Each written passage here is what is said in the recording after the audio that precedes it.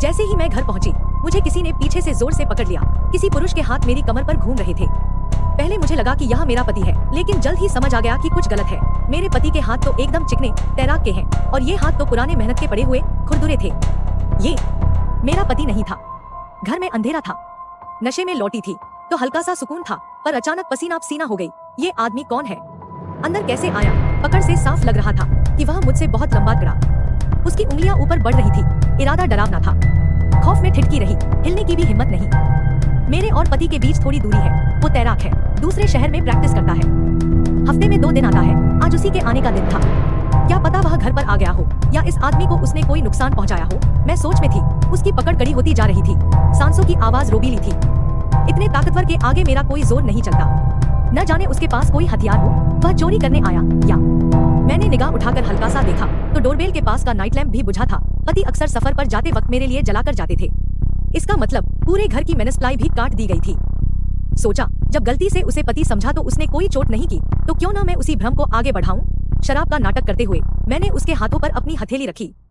1 second के लिए उसकी पकड़ धीमी हुई, विरोध न देख बढ़ती रही। फिर मासूमियत सी आवाज में बोली, अरे रुको ना, पहले वॉशरूम, फिर मुझे हिलता देख उसने भी थोड़ा छोड़ दिया। मौका पाकर मैं एकदम बाथरूम की ओर भागी। दरवाजा लगा लिया। बाहर इंतजार करना। बाहर से कोई आवाज नहीं आई। पता नहीं मेरी नौटंकी में फंसा या नहीं। मैं टॉयलेट पर बैठी सहरते हुए मन में खुद को समझाती रही, शांत रह, भागने का कोई रास्ता सोच। बाथरूम का दरवाजा सिर्फ पीवीसी स्लाइडिंग डोर, असली कुंडी तो है ही नहीं। कोई भी ताकतवर आदमी आसानी से तोड़ सकता है। मैं जागरूक थी कि ज्यादा देर छुप भी नहीं सकती।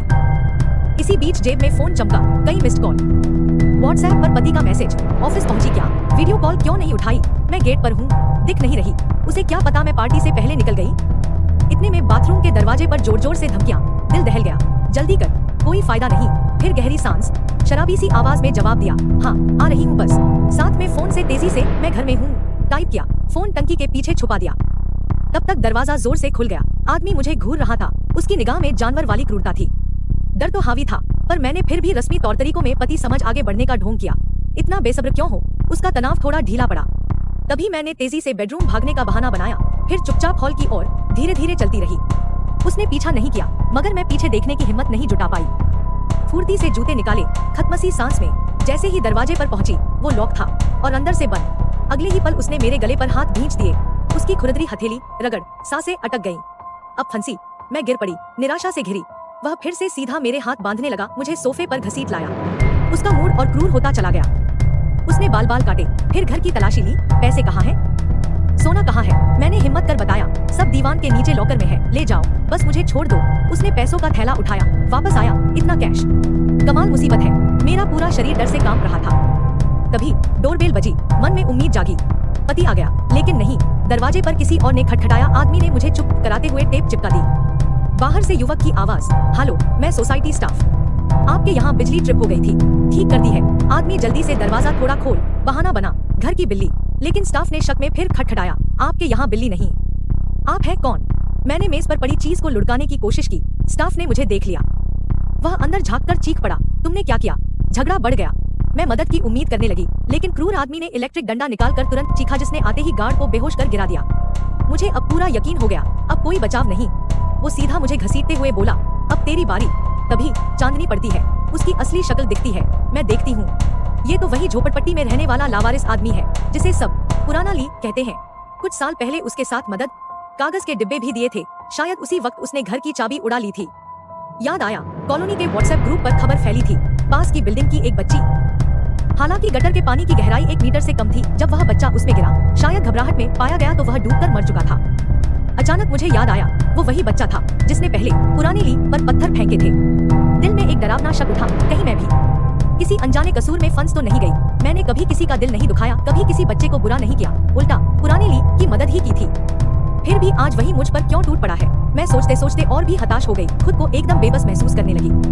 तभी पुरानी ली और छोटा वांग की बातचीत के दौरान मैंने चोरी से ब्लेड से रस्सी काटनी शुरू कर दी। बारीकी से दाएं बाएं देखते हुए धीरे धीरे गांठ रगड़ते रही। मैंने कांपते कांपते पूछा, तुम मुझसे आखिर चाहते क्या हो? उसकी आंखें पागलपंती से चमकने लगी। मुझे क्या चाहिए? वह ठिठका, जैसे बेरहम याद में गुम। अचानक वह गुस्से में मेरे करीब लपका, मेरा चेहरा पकड़ पागलों की तरह बोला, तुम मुझसे प्यार करती हो ना? करती हो ना। उसके हाथों ने सिर के बाल बिखेरे, पूरा शरीर कांप रहा था, पूरी मानसिक स्थिति चरमरा गई थी। इसी पगलाई खींचतान में मैंने हिम्मत जुटाई, रस्सी को पूरी ताकत से तोड़ा, सिर से उसकी नाक पर जोर से मारा, फिर दोनों हाथों से उसके कानों पर प्रहार। वह चीख के सोफे पर घुस गया, दर्द में तड़प उठा, मगर जल्दी ही सुधर कर उठ पड़ा। मुझे फिर से पकड़ने की कोशिश की, पर घबराहट से उसकी ताकत भी कम हो गई थी। अब दोनों के छीनाछपटी और मेरी चिल्लाहट से बाहर पड़ोसी की आवाजें गूंजने लगी। ऊपर नीचे वाले दरवाजे पीटने लगे। भैया झगड़ा मत करो, बाहर आओ वरना पुलिस बुलाएंगे। पड़ोसी के शोर शराबे से पुराने ली डर गया, जल्दी से छुरी निकाल लाया, मेरे गले पर रख दी। सबको यहाँ से हटाओ। मैं डर के मारे दरवाजा खोली। प्लीज पुलिस को मत बुलाना। दरवाजे पर बुजुर्ग औरत, डर मत, सब ठीक होगा। मैंने फिर कहा, आप लोग जाएं। सच में सब ठीक है। बार बार कहने पर सब लौट गए। अब फिर घर में सिर्फ मैं, पुरानी ली और बेहोश वांग थे। अब तुम सिर्फ मेरी हो। उसकी आवाज गंदी और डरावनी थी। मेरे रोंगटे खड़े हो गए। वो छुरी पल में मेरे बदन में घुसेड़ सकता था। अचानक मेरी पैंट के पास हल्की सी खिंचाव, छोटा वांग होश में आ चुका था। अब हमारी टीम वर्क से उम्मीद जागी। मैंने बहाना बनाया, ठीक है अब कोई विरोध नहीं करूंगी, बस छुरी मत चलाओ। जैसे ही वह नर्म हुआ, मैंने उसका हाथ थामा, साथ में पैर से वांग को इशारा किया। पुरानी ली अपनी गंदी कल्पना में डूबा हुआ था। मौका पाते ही वांग तेजी से उठा, पुरानी ली का गला जकड़ा। रस्सी जल्दी। मैंने झट से रस्सी टेप से उसके हाथ पैर कसकर बांध दिए। अब चैन की सांस ली। वांग ने बिजली चालू कर दी, पूरे घर में उजाला हो गया, जैसे पुनर्जन्म सा सुकून। 1 घंटे बाद पुलिस आई, पुरानी ली को ले गई। मैं दरवाजा खोलती ही थी तो एक थरथराती सर्द हवा अंदर आ गई। मुझे लगा मैंने पुलिस नहीं बुलाई, तभी देखा नया पुलिस वाला अगले ही पल बेहोश वांग को छुरा घोंपा। अब साफ दिखा उसकी टोपी के नीचे मेरे पति का चेहरा, वो जानी पहचानी, क्रूर, डरावनी आवाज। बड़ी मुसीबत है, लगता है सब खुद ही करना पड़ेगा।